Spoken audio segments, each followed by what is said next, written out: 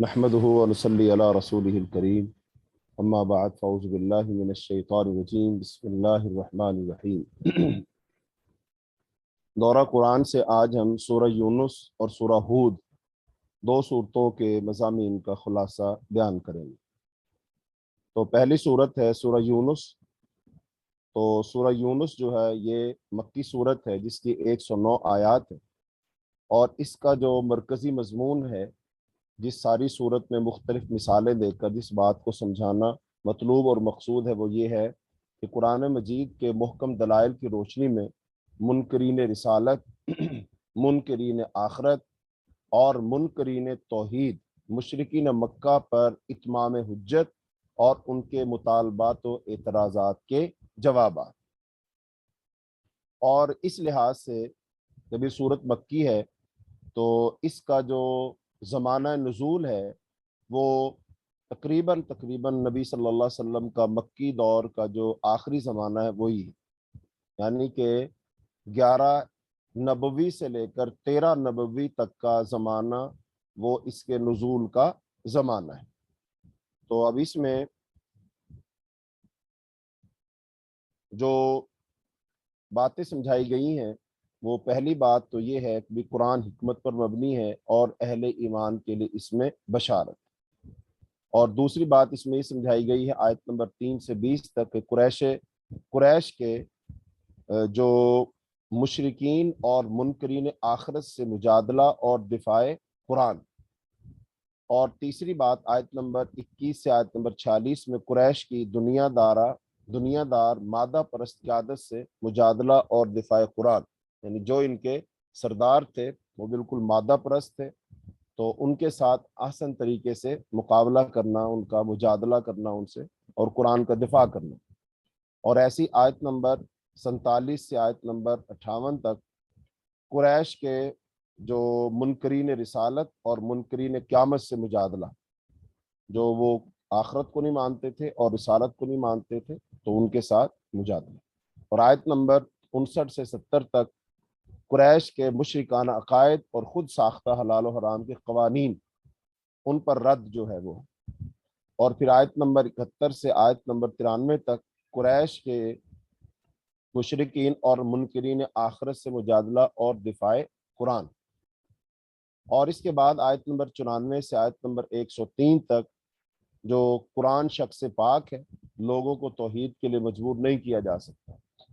اور آخر میں آیت نمبر 104 سے آیت نمبر 109 میں جو قرآن پر ایمان لانے، قرآن کی پیروی کرنے اور صبر و استقامت کا مظاہرہ کرنے کی ہدایت کی گئی ہے۔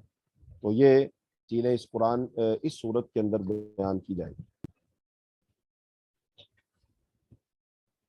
تو اب اس صورت کو 8 حصوں میں تقسیم کیا گیا ہے۔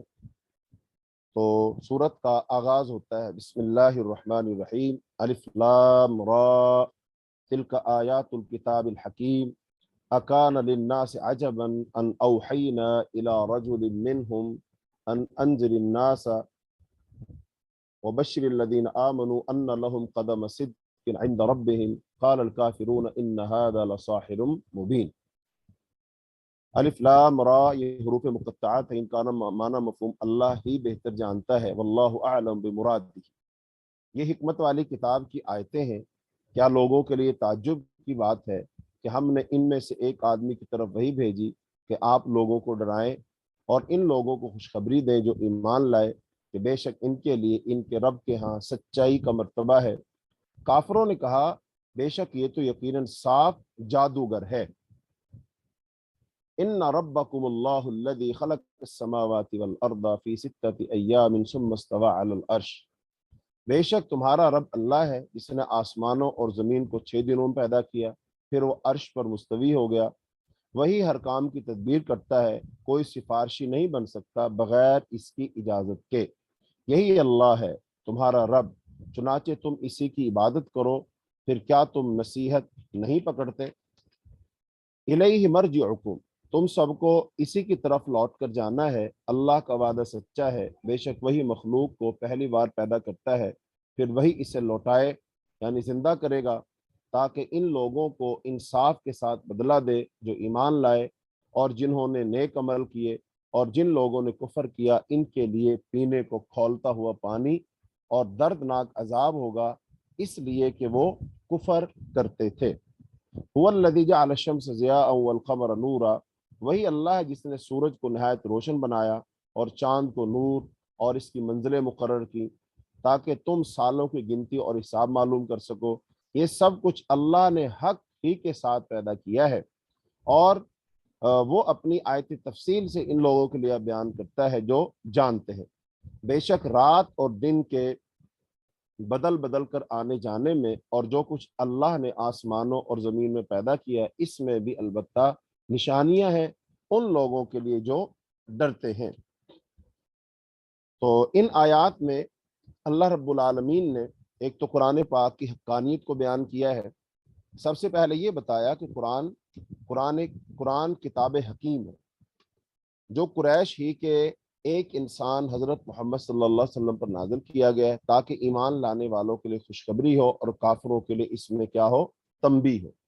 اور اس کے بعد کافروں کے اس الزام کا ذکر ہے کہ انہوں نے آپ صلی اللہ علیہ وسلم کو ساحر یعنی جادوگر قرار دیا۔ تو اس کا مطلب یہ بات سمجھائی جا رہی ہے کہ دیکھو، یہ جو اللہ کی طرف سے شخص پیغمبر ہے اور اللہ کی طرف سے کتاب آتی ہے، تو جو اللہ اس کائنات کا خالق اور مالک ہے، جتنے اتنی بڑی بڑی چیزیں بنائی ہیں جن کا آگے تذکرہ آیا، تو کیا تم سمجھتے ہو کہ اس اللہ کو جادو کے ذریعے سے ساری چیزیں دکھانے کا کرنے کا کی کوئی ضرورت ہے؟ جبکہ جادو تو بالآخر فریب ہی ہوتا ہے نا، دھوکہ ہی ہوتا ہے۔ لیکن کیا تمہیں یہ آسمان اور زمین یہ دھوکہ نظر آتا ہے؟ یہ دن رات کا عدل بدل کر آنا، کیا تمہیں یہ دھوکہ نظر آتا ہے؟ یہ چمکتا ہوا چاند اور سورج تمہیں دھوکہ نظر آتا ہے؟ اگر تمہیں یہ سب کچھ دھوکہ نظر نہیں آتا، یہ سب حقیقت ہے، تو پھر اس بات کو بھی تسلیم کر لو کہ اسی اللہ نے اس پیغمبر کو بھیجا ہے اور اس پیغمبر پر اس کتاب کو نازل کیا ہے، تو لہذا یہ بھی حقیقت ہے جیسے باقی چیزیں حقیقت پر مبنی۔ تو یہ بات ان کو سمجھائی گئی۔ آگے آیت نمبر 3 سے آیت نمبر 20 تک یہ قریش کے عقیدہ شرک اور عقیدہ آخرت کی تردید کر کے وضاحت کی گئی ہے کہ قرآن کو نہ تو بدلا جا سکتا ہے اور نہ اس میں کسی قسم کی ترمیم کی جا سکتی ہے۔ اب جو قریش کا عقیدہ شرک ہے، اب ظاہری بات ہے یہ پیچھے ہم پڑھتے آ رہے ہیں، زیادہ تین قوموں کا تذکرہ آ رہا ہے قرآن پاک میں۔ نمبر 1 یہودیوں کا تذکرہ آ رہا ہے، نمبر 2 نصارہ عیسائیوں کا تذکرہ آ رہا ہے، اور نمبر 3 تذکرہ آ رہا ہے اس میں مشرکین مکہ کا، یعنی مشرکین کا تذکرہ کہہ دیجئے۔ اور اس کے ساتھ ساتھ 2 کو اور اگر شامل کر لیں تو بات پوری ہو جاتی ہے۔ ایک مسلمانوں کا تذکرہ ہے اور اس میں منافقین کا تذکرہ، تو 5 کا تذکرہ آ رہا ہے۔ نمبر 1 ایمان والوں کا، نمبر 2 منافقین کا، نمبر 3 یہودیوں کا، نمبر 4 نصارہ کا، اور نمبر 5 مشرکین کا۔ اور اس کے ساتھ اس میں ایک کو اگر شامل اور کر لیں، ان کا تذکرہ بہرحال یہاں آیا تو نہیں ہے، لیکن قرآن پاک میں ان کو بھی کہیں کہیں مخاطب کیا گیا، اور وہ ہیں وہ لوگ جو اللہ کو ہی نہیں مانتے، وہ جن کو ہم داہریہ کہتے ہیں، ملحد کہتے ہیں، بے دین جن کو ہم کہتے ہیں، ان کا کوئی دین نہیں ہوتا۔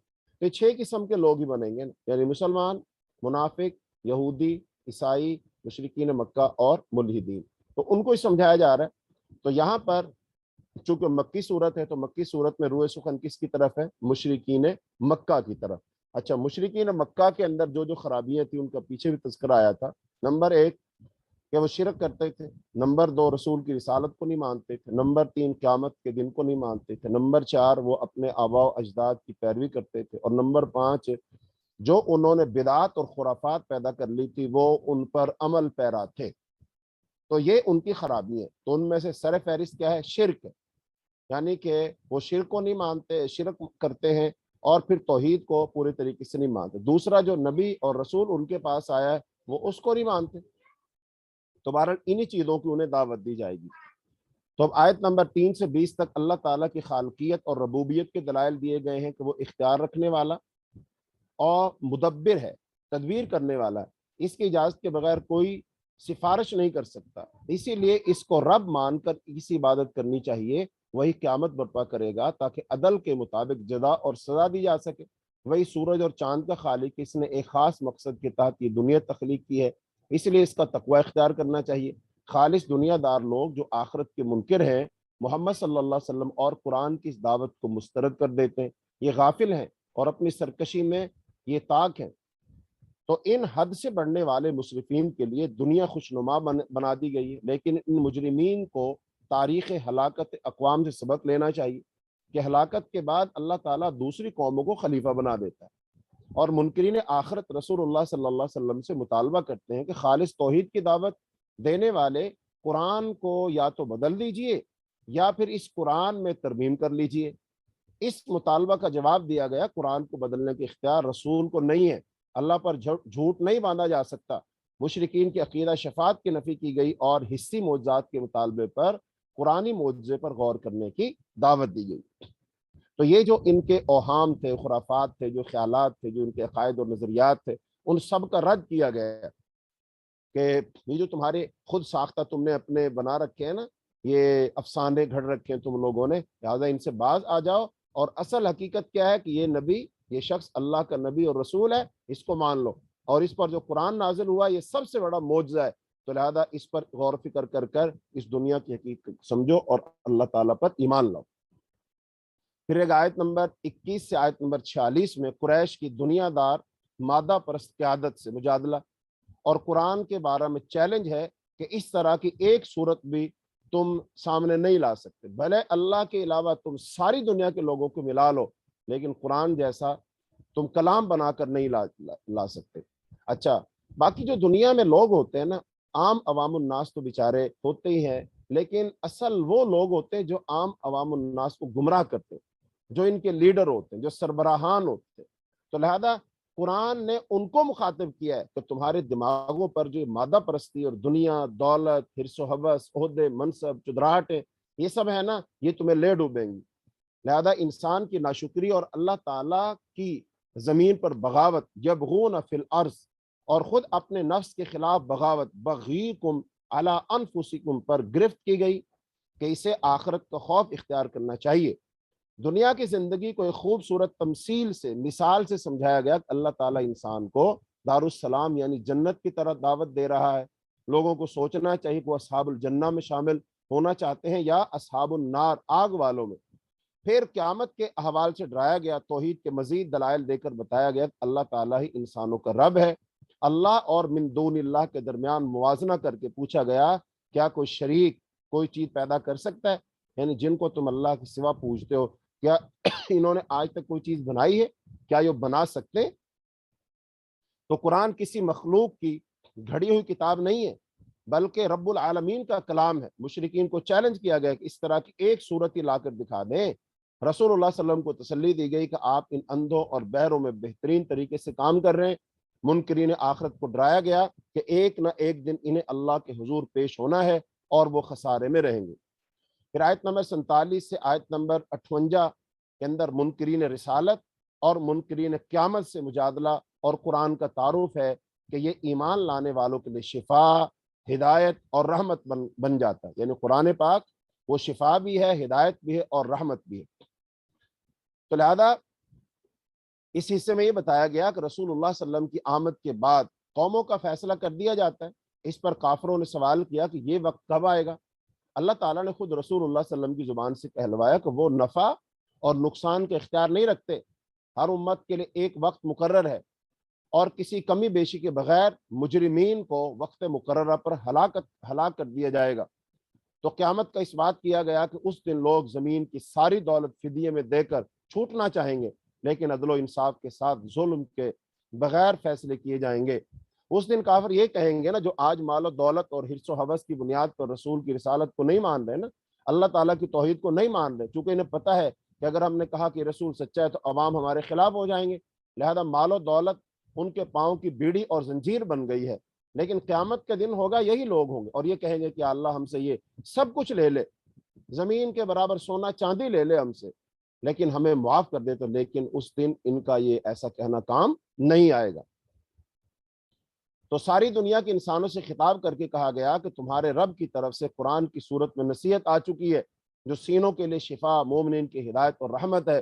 مسلمانوں کو اس نعمت پر خوشیاں منانا چاہیے۔ اور اس کے بعد 5ویں حصے میں آیت نمبر 59 سے 70 تک قریش کے مشرکانہ عقائد اور خود ساختہ حلال و حرام کے قوانین پر مجادلہ کیا گیا کہ مشرکین کو ان کے خود ساختہ حلال و حرام پر ٹوکا گیا، کہ یہ اللہ پر جھوٹ اور افتراء ہے۔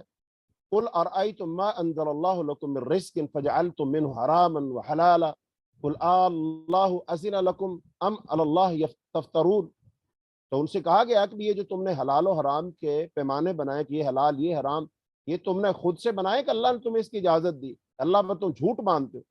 تو اللہ کے نیک بندے اور اس کے دوست اولیاء اللہ ایمان لا کر تقویٰ کا مظاہرہ کرتے ہیں۔ رسول اللہ صلی اللہ علیہ وسلم کو تسلی دی گئی کہ وہ کافروں کی باتوں کا افسوس نہ کریں۔ مشرکین محض گمان کی بنیاد پر ایک عقیدہ بنائے ہوئے ہیں۔ اللہ تعالیٰ کے پاس عظیم لازوال اختیارات ہیں، اسے کسی اولاد کی ضرورت نہیں۔ اللہ پر جھوٹ ماننے والے کبھی کامیاب نہیں ہوں گے، کیونکہ انہوں نے جو کچھ بھی بنا رکھا ہے یہ محض گمان کی بنیاد پر ہے۔ اور ان الظن لا یغنی من الحق شیئا، حق کے مقابلہ میں جو ظن ہوتا ہے، گمان ہوتا ہے، اس کی کوئی حیثیت نہیں ہوتی۔ تو آیت نمبر 71 سے آیت نمبر 93 میں قریش کے لیڈروں کو قوم نوح، فرعون اور اس کے ساتھیوں کے انجام سے ڈرایا گیا۔ مشرکین مکہ کو ڈرایا گیا کہ تم سے پہلے قوم تھی، قوم نوح، فرعون اور اس کے ساتھی تھے، ان کے پاس سبھی کچھ تھا، تمہاری تو حیثیت ہی کوئی نہیں ہے۔ فرعون کو دیکھو، تمہاری سلطنت بڑی ہے فرعون کی، تمہاری بادشاہت بڑی ہے فرعون کی، تمہارے پاس زیادہ طاقت ہے فرعون کے پاس، لیکن فرعون نے بھی بالآخر رسول کی بات نہیں نہ مانی تھی، تو اس کا انجام دیکھو کیا ہوا۔ حضرت نوح کی دعوت و تبلیغ کافرین کے لیے بہت ناگوار تھی، انہوں نے ان کو جھٹلایا، اللہ تعالیٰ نے انہیں غرق کر کے کشتی والوں کو بچایا اور دوسری قوموں کو ان کی جگہ جانشین بنا دیا۔ ان کے بعد حضرت موسیٰ اور حضرت ہارون کو رسول بنا کر بھیجا گیا۔ فرعون اور اس کے کمانڈروں نے استکبار سے کام لیا، تکبر سے کام لیا، اور وہ مجرم تھے۔ انہوں نے حق کو جادو قرار دیا۔ ان کا خیال یہ تھا کہ حضرت موسیٰ و ہارون زمین پر اپنی بڑائی چاہتے ہیں۔ فرعون اور اس کے فوجی کمانڈروں کی حکومت دہشت گردی کی بنیاد پر قائم تھی، چنانچہ خوف کے مارے سوائے ان نوجوانوں کے کوئی ایمان نہ لایا۔ فرعون اور ان کے کمانڈر وہ فساد کرنے والے تھے اور مجرم تھے۔ ان سے مطالبہ کیا گیا کہ وہ اللہ کا توکل اختیار کریں جو ایمان لائے تھے، اور دونوں بھائیوں یعنی حضرت موسیٰ اور ہارون کو حکم دیا گیا کہ وہاں مصر میں کوئی مسجد بنا لے اور نماز ادا کریں۔ تو اب یہ بات سمجھائی گئی مشرکین مکہ کو کہ دیکھو، انہوں نے بھی اپنے وقت کے نبی کو جادوگر کہا تھا، اور تم بھی حضرت محمد صلی اللہ علیہ وسلم کو جادوگر سمجھتے ہو، تو نہ تو وہ سچا تھا نہ تم سچے ہو، نہ وہ کامیاب ہوا نہ ہی تم کامیاب ہوگے، اور بالآخر تباہی اس کا مقدر بنی اور تباہی ہی تمہارا مقدر بن جائے گی۔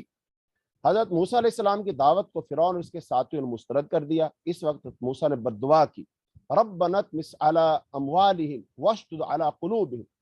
حضرت موسیٰ اور ہارون کی بددعائیں قبول ہوئیں۔ فرعون اور اس کے فوجی لشکر غرق ہوئے جو بغاوت اور دشمنی کے جرم کے مرتکب تھے۔ ڈوبنے کے بعد فرعون ایمان لایا، لیکن عذاب آنے کے بعد توبہ قبول نہیں کی جاتی۔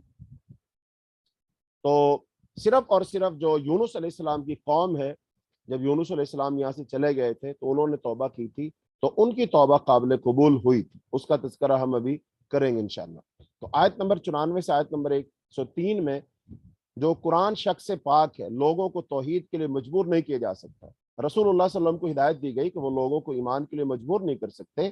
اللہ نے انسانوں کو خیر اور شر کی آزادی دی ہے۔ مشرکین کو تاریخ کے ایام سے ڈرایا گیا، وہ بھی ہلاک کیے جا سکتے ہیں۔ اہل ایمان کو تسلی دی گئی کہ رسولوں کو اور رسولوں پر ایمان لانے والوں کو ہلاکت سے بچانا اللہ کی ذمہ داری ہے۔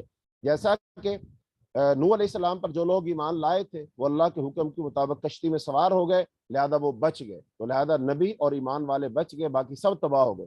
ایسے موسیٰ علیہ السلام پر جو ایمان لائے تھے وہ بچ گئے، اور فرعون اور ایمان نہ لانے والے سارے کے سارے غرق ہو گئے۔ اور یہی بات صحابہ کرام رضی اللہ عنہم کو سمجھائی جا رہی ہے کہ یہ جو کفار ہیں نا، مشرکین مکہ ہیں، جو بڑے بڑے سردار ہیں، بظاہر وہ تمہیں مار پیٹ بھی رہے ہیں، سزائیں بھی دے رہے ہیں، دھمکیاں بھی دیتے ہیں، اور کبھی کبھی تمہارے دلوں میں بھی اس طرح کے خیالات آ جاتے ہیں کہ اللہ کی مدد کب آئے گی، لہذا لیکن یہ بات تمہیں تاریخ بتا رہی ہے، تاریخ سے بات اللہ ثابت کر رہا ہے کہ بالآخر کامیاب کون ہوئے؟ رسول اور ایمان لانے والے۔ تو لہذا تسلی رکھو، غالب تم ہی آؤ گے، کامیاب تم ہی ہوگے۔ آیت نمبر 104 سے آیت نمبر 109 میں قرآن پر ایمان لانے، اس کی پیروی کرنے اور صبر و استقامت کا مظاہرہ کرنے کی ہدایت کی گئی۔ انسانوں کو ہدایت کی گئی کہ وہ یکسو ہو کر صرف ایک اللہ کی خالص عبادت کرے، جو نفع بھی پہنچاتا ہے اور نقصان بھی، اور جو موت بھی دیتا ہے۔ ان ہستیوں کو پکارنے اور دعا کرنے سے روکا گیا جو نفع نقصان کی اختیار نہیں رکھتی۔ آخر میں دعوت دی گئی کہ اللہ کی طرف سے قرآن لے کر رسول آ گئے ہیں، اب انہیں اس دعوت کو قبول کر لینا چاہیے، ورنہ گمراہی کے وہ خود ذمہ دار ہوں گے۔ اب لوگوں کو آزادی حاصل ہے کہ وہ چاہیں تو قبول کریں، چاہیں تو مسترد کر دیں۔ قد جاءکم الحق من ربکم فمن اہتدی فانما یہتدی لنفسہ ومن ضل فانما یضل علیہا۔ رسول اللہ صلی اللہ علیہ وسلم کو نازل کردہ وحی کی پیروی کرنے اور اللہ کے فیصلے تک صبر استقامت کا مظاہرہ کرنے کی تلقین کی گئی۔ تو الغرض اس صورت کا مرکزی مضمون جو تھا، قرآن مجید کے محکم دلائل کی روشنی میں توحید، رسالت اور آخرت کے منکر مشرکین مکہ پر اتمام حجت کی گئی اور اعتراضات کے جواب دیے گئے، رسول اللہ صلی اللہ علیہ وسلم اور قرآن مجید پر ایمان لانے کی دعوت دی گئی ہے۔ اب یہ جو اللہ پاک نے حضرت نوح علیہ السلام کی قوم کا تذکرہ کیا اور پھر اس کے ساتھ ساتھ جو ہے فرعون کی قوم کا تذکرہ کیا، تو وہ تو سب کے سب تباہ ہو گئے، برباد ہو گئے۔ اس کا مطلب جب اللہ کا عذاب آتا ہے تو پھر لوگوں کو بات تو سمجھ آ جاتی ہے، لیکن اس وقت ان کا ایمان لانا، توبہ کرنا ان کو فائدہ نہیں دیتا۔ صرف اور صرف حضرت یونس علیہ السلام کی قوم ایسی قوم تھی کہ جب انہوں نے نافرمانی بھی کی، بغاوت بھی کی، سرکشی بھی کی، اور پھر رسول ان سے چلا بھی گیا، پھر ان پر اللہ کا عذاب آ گیا، انہوں نے پھر اللہ سے ایسی توبہ کی، اس طرح گڑ گڑائے، ایسے روئے، اللہ کو ایسے منایا، اپنے دلوں کو ایسے خالص کیا کہ اللہ تعالیٰ نے وہ آیا ہوا عذاب ٹال دیا، حالانکہ آج تک ایسا نہیں ہوا تھا۔ تو اللہ تعالیٰ نے اس کا تذکرہ آیت نمبر 98 میں کیا، فرمایا فلولا كانت قرية آمنت فنفعها ایمانها الا قوم یونس۔ پھر کیوں نہ ہوئی کوئی بستی ایسی کہ وہ عذاب سے پہلے ایمان لائی ہو، پھر اس کے ایمان نے اسے نفع دیا ہو، سوائے یونس علیہ السلام کی قوم کی۔ جب وہ ایمان لے آئے تو ہم نے ان سے دنیاوی زندگی میں ذلت کا عذاب ٹال دیا، اور ہم نے ایک مقررہ وقت تک انہیں اس سے فائدہ اٹھانے دیا۔ وَلَوْ شَاءَ رَبُّكَ، اور اگر آپ کا رب چاہتا تو جو لوگ زمین میں ہیں سب کے سب سارے ہی ایمان لے آتے۔ پھر کیا آپ لوگوں کو مجبور کریں گے حتیٰ کہ وہ مومن ہو جائیں؟ اور کسی شخص کے لیے ممکن نہیں کہ وہ اللہ کے حکم کے بغیر ایمان لائے، اور وہ اللہ ان لوگوں پر پلیدی عذاب ڈال لیتا ہے جو عقل سے کام نہیں لیتے۔ قُلِ انظُرُوا مَاذَا فِي السَّمَاوَاتِ وَالْأَرْضِ۔ ہاں جی، تو اب اس میں ہمارے لیے آج کا کیا سبق ہے؟ چونکہ رمضان کا مہینہ ہے اور رمضان کے اندر مسلمانوں میں سے اکثر و بیشتر وہ اللہ کے سامنے توبہ کرتے ہیں، گڑ گڑاتے ہیں، معافیاں مانگتے ہیں، تو لہذا توبہ کرنے والوں کے لیے اس میں ایک سبق ہے، اور وہ کیا سبق ہے کہ جب تک کوئی شخص دل سے توبہ نہ کرے اس کی توبہ نہیں ہوتی۔ نمبر 2، جب تک وہ توبہ کی نیت نہ کرے اس کی توبہ نہیں ہوتی۔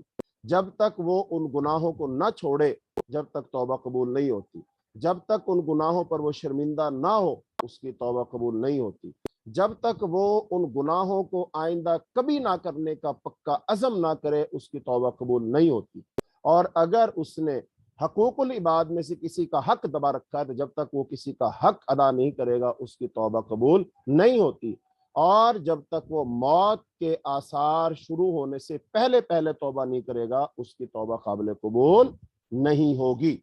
تو لہذا یہ توبہ کی بنیادی شرطیں، چونکہ توبہ انسان نے کرنی ہے، اللہ تعالیٰ کو کسی کی توبہ کی کوئی ضرورت نہیں ہے، انسان کو خود اپنی توبہ کی ضرورت ہے۔ اللہ تعالیٰ مجبور نہیں ہے، ہم مجبور ہیں۔ اللہ تعالیٰ کو ہماری ضرورت نہیں، ہمیں اللہ کی ضرورت ہے۔ تو لہذا پھر ہمیں ویسے اللہ تعالیٰ کی بات ماننی پڑے گی جیسے اللہ چاہتا ہے۔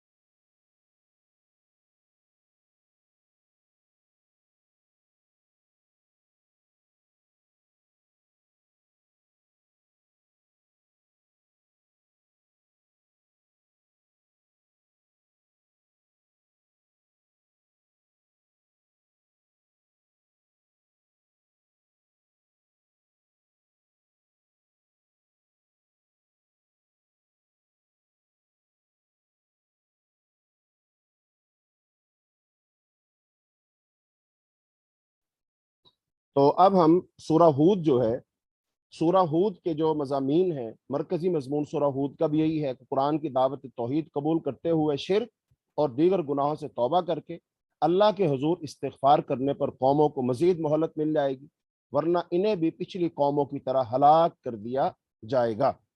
تو اس کے اندر بھی مختلف قوموں کا تذکرہ ہے، قوم ہود کا، قوم عاد کا، قوم صالح کا، قوم سمود کا، قوم لوط کا، قوم شعیب کا، اور موسیٰ اور فرعون کا۔ تو وہی جو پیچھے جو 6 قوموں کا تذکرہ آیا تھا، تو اس صورت میں بھی تقریباً ان کا ہی تذکرہ ہے، اور ان قوموں کا تذکرہ کر کے بات وہی سمجھائی گئی ہے کہ جیسے اللہ تعالیٰ نے پچھلی قوموں کے پاس رسول بھیجے تھے اور ان رسولوں نے آ کر ان کو سمجھایا اور بتایا تھا، پھر ظاہری بات ہے رسولوں کی دعوت کے مقابلہ میں لوگ 3 قسم کے بن جاتے ہیں، یا تو ماننے والے، نمبر 2 نہ ماننے والے، اور نمبر 3 وہ جو درمیان میں ہوتے ہیں جن کو منافق کہا گیا۔ تو لہذا اب مشرکین مکہ کو بھی یہ بات سمجھائی جا رہی ہے کہ دیکھو پچھلی قوموں سے نصیحت حاصل کرو کہ ان قوموں نے جب رسولوں کو نہیں مانا تھا تو پھر اللہ کا ان پر عذاب آیا اور وہ قومیں تباہ و برباد ہو گئی، ایسا نہ ہو تم پر بھی اللہ کا عذاب آ جائے اور تم بھی اسی طرح تباہ و برباد ہو جاؤ۔ تو اس صورت کو بھی 8 حصوں میں تقسیم کیا گیا ہے۔ تو ان 8 حصوں میں سے پہلا حصہ آیت نمبر 1 سے آیت نمبر 24 تک ہے، اور اس میں توحید عبادت اور استغفار کا مطالبہ ہے کہ صرف اور صرف اللہ کی عبادت کرو اور اللہ سے توبہ کرو، اللہ سے استغفار کرو، اللہ سے معافی مانگو۔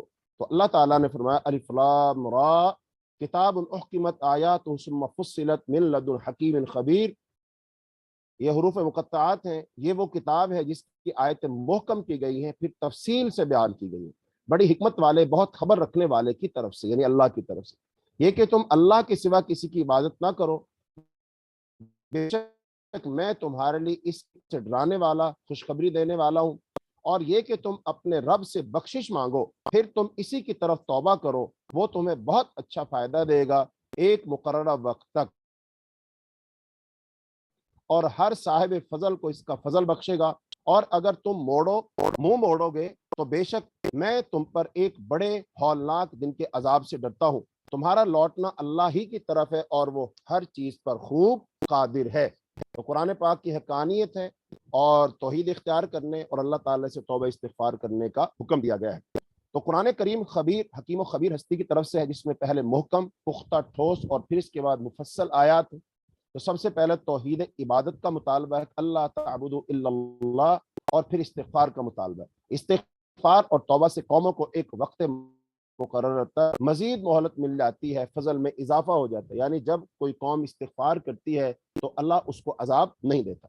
اللہ کے علم کی وضاحت کر کے اس کی خالقیت اور قدرت ثابت کی گئی ہے، اور بتایا گیا ہے کہ زمین و آسمان کی تخلیق کا مقصد آزمائش ہے، اور مشرکین مکہ جو منکرین آخرت بھی تھے رسول اللہ صلی اللہ علیہ وسلم کی اس بات کو جادو قرار دیتے تھے کہ موت کے بعد ایک دن انسان زندہ کر کے اٹھایا جائے گا۔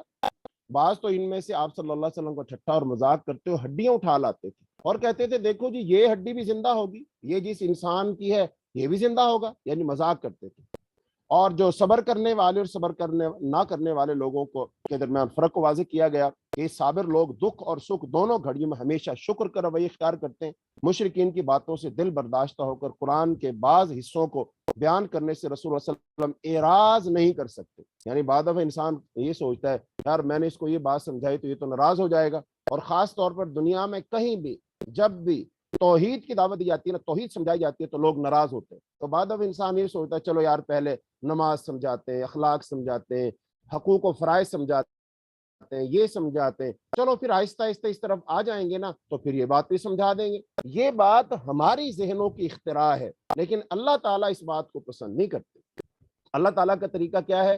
اللہ پاک سب سے پہلے توحید کی دعوت دیتے ہیں، جیسا کہ جب بھی کوئی شخص کلمہ پڑھتا ہے ہم اسے کیا کہتے ہیں؟ پڑھو لا الہ الا اللہ محمد الرسول اللہ۔ اس کا مطلب ہم اس کو سب سے اینڈ پہ رکھتے ہیں، ہماری دعوت کا یہی فرق ہے۔ آج ہم کلمہ توحید کو، توحید کی دعوت کو، عقیدہ کی دعوت کو ہم سب سے بعد میں دیتے ہیں، ہم پہلے کیا دیتے ہیں؟ اخلاق کی، کردار کی، حقوق و فرائض کی، حسن معاشرت کی دعوت دے رہے ہوتے ہیں، لیکن اللہ پاک کہتے ہیں نہیں، سب سے پہلے یہ دعوت دو تو لہذا جو اللہ کا حکم ہے وہ اولا اعلیٰ بہتر ہے، اس کے اندر زیادہ حکمت ہے، زیادہ اس کے اندر دانائی اور سمجھ ہے، تو ہمیں وہی طریقہ اپنانا چاہیے۔ قریش کے اعتراضات، اور قریش مکہ نے یہ اعتراض کیا تھا کہ آپ کے ساتھ کوئی خزانہ یا کوئی فرشتہ کیوں نازل نہیں کیا گیا، آپ پر خود سے جھوٹ گھڑ لینے کا الزام عائد کیا گیا۔ اس کے جواب میں اللہ تعالیٰ نے چیلنج کیا کہ اس طرح کی 10 صورتیں تسلیم کر کے دکھا دو، ورنہ پھر انہیں قرآن کو، اللہ کا کلام تسلیم کر کے دعوت توحید کو قبول کر لینا چاہیے۔ یعنی تم بھی عربی ہو، یہ بھی عربی، تو تم بھی اپنی عربی دانی کا ذرا مظاہرہ کرو، تم بھی ذرا کچھ کر کے دکھاؤ، تم بھی گھڑ کے دکھاؤ اپنی طرف سے۔ لہذا نہیں گھڑ سکیں گے نا، اس کا مطلب یہ اللہ کا کلام ہے۔ اللہ کی سنت بیان کی گئی کہ وہ دنیا پرستوں کو دنیا عطا کر دیتا ہے، لیکن ان کے لیے آخرت میں آگ ہوگی۔ خدا کے راستوں سے روکنے والے اور خدا کے راستے کو ٹیڑھا کرنے والے اللہ تعالیٰ کو بے بس نہیں کر سکتے۔ کون ولی ان کے، کوئی ان کی مدد نہیں کر سکتا۔ انہیں دوہرا عذاب دیا جائے گا۔ اہل ایمان اور اہل کفر کی مثال آنکھ والے، اندھے یا پھر سننے والے اور بہرے کسی ہے، یہ کبھی برابر نہیں ہو سکتے۔ دوسرے پیراگراف میں آیت نمبر 25 سے آیت نمبر 49 تک حضرت نوح علیہ السلام کی دعوت اور قوم نوح کی ہلاکت کا بیان ہے۔ حضرت نوح پہلے رسول ہیں، ان سے پہلے نبی ہوا کرتے تھے، ان کا زمانہ غالباً وہ 3500 قبل مسیح ہے۔ حضرت نوح نے اپنی قوم کو سب سے پہلے توحید کی دعوت دی۔ ان کی قوم کے مشرک لیڈروں نے اعتراض کیا کہ آپ ہماری طرح کے انسان ہیں، ہم آپ کو رسول تسلیم نہیں کرتے، آپ پر ایمان لانے والے ہماری قوم کے چھوٹے اور غریب لوگ ہیں، آپ کو ہم پر کوئی خاص فضیلت عطا نہیں کی گئی، آپ جھوٹے ہیں۔ حضرت نوح انسان کی مذہبی آزادی کے قائل تھے۔ انہوں نے کہا کہ ہم آپ کی ناگواری کی حالت میں آپ لوگوں پر دعوت توحید کو زبردستی مسلط نہیں کریں گے، البتہ میں غریب مسلمانوں کا ساتھ نہیں چھوڑ سکتا۔ حضرت نوح نے اپنے بارے میں وضاحت کر دی کہ نہ تو میرے پاس اللہ کے خزانے، نہ تو میرے پاس غیب کا علم ہے، نہ میرا یہ دعویٰ کہ میں فرشتہ ہوں۔ حضرت نوح کئی سو سالوں تک تبلیغ کرتے رہے، تقریباً 950 سال تک انہوں نے تبلیغ کی۔ بالآخر لیڈروں نے کہا کہ عذاب لا کر دکھائیے، فَأْتِنَا بِمَا تَعِدُونَ۔ پھر حضرت نوح کو کشتی بنانے کو حکم دیا گیا اور کہا گیا کہ آج کے بعد کوئی آدمی مزید ایمان نہیں لائے گا۔ مشرک لیڈر کشتی کا مذاق اڑانے لگے، پھر اللہ کا عذاب آ گیا، کافروں کو غرق کر دیے گئے اور کشتی والے مسلمان بچا لیے گئے۔ حضرت نوح کا بیٹا ایک مادہ پرست کافر تھا، وہ پہاڑ پر چڑھ گیا، اس کا خیال تھا کہ نعوذ باللہ کہ اللہ تعالیٰ نہیں بلکہ پہاڑ اسے پانی سے بچا سکتا ہے، تو وہ طوفان میں غرق ہو گیا۔ حضرت نوح کے قصے سے رسول اللہ صلی اللہ علیہ وسلم اور مشرکین مکہ واقف نہیں تھے۔ مشرکین کو قانون ہلاکت سے عبرت حاصل کرنے کا مشورہ دیا گیا اور رسول اللہ صلی اللہ علیہ وسلم کو مخالفت کے اس ماحول میں صبر و استقامت کی ہدایت کی گئی اور تسلی دی گئی کہ بہترین عاقبت اور انجام صرف متقی لوگوں کے لیے ہے۔ جیسے نوح بچے اور نوح علیہ السلام کے ساتھ ایمان لانے والے بچے، اس طرح آپ بچیں گے اور آپ پر ایمان لانے والے بچیں گے، باقی سب لوگ ہلاک ہو جائیں گے، تباہ و برباد ہو جائیں گے۔ ایسی آیت نمبر 50 سے 60 میں حضرت ہود کی دعوت اور قوم عاد کی ہلاکت کا تذکرہ کیا گیا، اور آیت نمبر 61 سے 68 تک میں حضرت صالح کی دعوت اور قوم سمود کی ہلاکت کا تذکرہ کیا گیا، اور ایسی آیت نمبر 69 سے 83 تک حضرت لوط کی دعوت اور قوم لوط کی ہلاکت کا بیان ہے، اور ایسے ہی حضرت شعیب علیہ السلام کی دعوت اور قوم شعیب کی ہلاکت کا تذکرہ ہے، اور آیت نمبر 96 سے 99 7ویں پیراگراف میں موسیٰ کی دعوت اور آل فرعون کی ہلاکت کا تذکرہ ہے، اور پیراگراف نمبر 8 میں آخری پیراگراف اس میں اختتام ہے۔ اختتامی حصے مختلف قوموں کی ہلاکت پر تبصرہ ہے کہ قریش کی عبرت حاصل کرنے کی ہدایت کی گئی ہے، وقفے وقفے سے یکے بعد دیگرے مختلف قوموں کا تذکرہ اور ان کی ہلاکت کا بیان ہے۔ پھر فرمایا کذالک اخذ ربک اذا اخذ القری وہی ظالمۃ ان اخذہ علیم شدید، اور اس کے بعد دوزخ کے عذاب اور جنت کی نعمتوں سے نصیحت کی گئی ہے۔ بدبختوں کے لیے دوزخ ہے اور خوش بختوں کے لیے جنت۔ مشرکین مکہ پر افسوس کیا گیا کہ وہ ان روشن دلیلوں کے باوجود باپ دادا کے عقائد پر قائم ہیں اور شک سے کام لے رہے ہیں۔ رسول اللہ صلی اللہ علیہ وسلم کو حکم الہی کے مطابق ثابت قدم رہنے اور کجی سے بچنے کی ہدایت کی گئی ہے، اور ظالم مشرکین کی طرف نہ جھکنے اور نماز قائم کرنے کا حکم دیا گیا اور صبر کی تلقین کی گئی ہے۔ اللہ کی مغفرت کا ایک اہم اصول بیان کیا گیا کہ نیکیاں برائیوں کو مٹا دیتی، ان الحسنات یذہبن السیئات، اور نہیں عن المنکر کا فریضہ انجام دینے والے اصلاح پسند افراد کا قوم میں ہونا ضروری ہے۔ ہلاکت اقوام کا اصول بیان کیا گیا کہ اللہ قوموں کو ہلاکت کیسے کرتا ہے۔ ہلاکت کے بارے میں اللہ تعالیٰ کی سنت بیان کی گئی کہ وہ اصلاحی قوموں کی موجودگی میں کسی قوم کو ہلاک نہیں کرتا۔ جب تک اصلاحی قوتیں موجود ہوتی ہیں، اصلاح کرنے والے لوگ ہوتے ہیں اور لوگ اصلاح کر رہے ہوتے ہیں، تو اللہ قوموں کو ہلاک نہیں کرتا۔ لیکن جب قومیں ہلاک اس وقت ہوتی ہیں جب نہ تو ان میں اصلاح کرنے والے بچتے ہیں اور نہ ہی وہ اصلاح کر رہے ہوتے ہیں۔ تو اللہ تعالیٰ نے فرمایا وَمَا كَانَ رَبُّكَ لِيُهْلِكَ الْقُرَىٰ بِظُلْمٍ وَأَهْلُهَا مُصْلِحُونَ۔ یہ دنیا ایک دار امتحان ہے۔ اللہ تعالیٰ ظالم جن و انس سے جہنم کو بھر کر رہے گا۔ رسول اللہ صلی اللہ علیہ وسلم کو تسلی اور کافروں کو دھمکی دی گئی ہے کہ فریقین اپنے موقف پر اٹل ہیں، بہت جلد اللہ تعالیٰ کو باطل کا فیصلہ فرمائے گا۔ آخری آیت میں رسول اللہ صلی اللہ علیہ وسلم کو توحید عبادت اختیار کرنے کا حکم دیا گیا ہے اور صرف اللہ ہی پر بھروسہ اور توکل اختیار کرنے کی ہدایت کی گئی ہے۔ فَاعْبُدُوهُ وَتَوَكَّلْ عَلَيْهِ۔ تو سورت کا مرکزی مضمون ثابت ہو گیا کہ قرآن کی دعوت توحید قبول کرتے ہوئے شرک اور دیگر گناہ سے توبہ کر کے اللہ کے حضور استغفار کرنے سے قوموں کو مزید مہلت مل جائے گی، ورنہ انہیں بھی پچھلی قوموں کی طرح ہلاک اور تباہ و برباد کر دیا جائے گا۔ تو اس سے یہ بات ثابت ہوئی کہ نبی صلی اللہ علیہ وسلم نے مشرکین مکہ کو مکہ کے اندر یہی بنیادی باتیں سمجھائیں، انہی کی دعوت دی، اور قرآن پاک آج ہمارے لیے بھی یہی ہدایت پیش کر رہا ہے کہ ہمیں بھی رسول کی رسالت کو ماننا چاہیے اور ہمیں بھی اللہ تعالیٰ کی توحید پر قائم دائم رہنا چاہیے، چونکہ جو شخص اللہ کی توحید پر قائم ہوگا، رسول کی رسالت کو مانے گا، وہ شخص کامیاب ہو جائے گا۔ اور اگر کوئی شخص رسول کی رسالت کو نہیں مانے گا، اس میں شک شبہ کرے گا، اس پر عمل نہیں کرے گا، رسول کی پیروی نہیں کرے گا، آپ کی سنت اور سیرت کو نہیں اپنائے گا، اور اللہ تعالیٰ کی توحید پر وہ کاربند نہیں رہے گا، تو بالآخر ایسے لوگ دنیا میں بھی خسارہ اٹھائیں گے، اور اگر دنیا میں خسارہ نہ بھی اٹھایا تو آخرت میں تو یقیناً وہ خسارہ پانے والوں سے ہو جائیں گے۔ لہذا آج ہماری کلاس کا جو دوران یہ کم ہے، چونکہ آج کوئی اور کلاس انتظامی امور کی وجہ سے کلاس کو ذرا پہلے ختم کیا جا رہا ہے، تو آج یہیں تک سبق ہوگا۔ اور جیسا کہ آپ لوگوں کو کل معلوم ہے، کل ہفتہ ہے اور ہفتے والے دن ہماری کلاس 1 گھنٹہ پہلے شروع ہوتی ہے، تو اس کا ٹائم ہر دفعہ بتایا جاتا ہے، تو آج بھی بتا دیتے ہیں کہ کل بروز ہفتہ ہماری کلاس شروع ہوگی سعودی عربیہ کے ٹائم کے مطابق 12:30 پر، اور انڈیا کے ٹائم کے مطابق 3 بجے پورے، اور پاکستان میں 2:30 بجے، اور UAE میں 1:30 بجے۔ تو کل ہماری کلاس 1 گھنٹہ پہلے شروع کی جائے گی، یعنی کہ آج اب ہماری کلاس شروع ہوتی 3:30 بجے، تو کل ہوگی پاکستان کے ٹائم کے مطابق 2:30 بجے، UAE کے ٹائم کے مطابق 1:30 بجے، انڈیا کے ٹائم کے مطابق 3 بجے، اور سعودی عرب کے ٹائم کے مطابق 12:30 بجے۔ تو اللہ تعالیٰ سے دعا ہے اللہ تعالیٰ ہمیں قرآن و حدیث کو سمجھ کر اس پر عمل کرنے کی توفیق عطا فرمائے۔ اللہ قرآن کو ہمارے لیے روشنی بنا دے، برہان بنا دے، نور بنا دے۔ اللہ تعالیٰ قرآن کے ذریعے سے ہمارے دلوں کو شفا دے دے، اللہ ہمارے دلوں کو سکون دے دے، راحت دے دے، اللہ ہماری دنیا آخرت کو اچھا کر دے۔ قرآن کو ہمارے لیے اللہ پاک ہمارے حق میں حجت بنا دے۔ اللہ تعالیٰ قرآن پاک پر ہمیں عمل کرنے کی توفیق عطا فرما دے۔ سبحانک اللہم و بحمدک، اشہد ان لا الہ الا انت، استغفرک و اتوب الیک۔ السلام علیکم ورحمۃ اللہ وبرکاتہ۔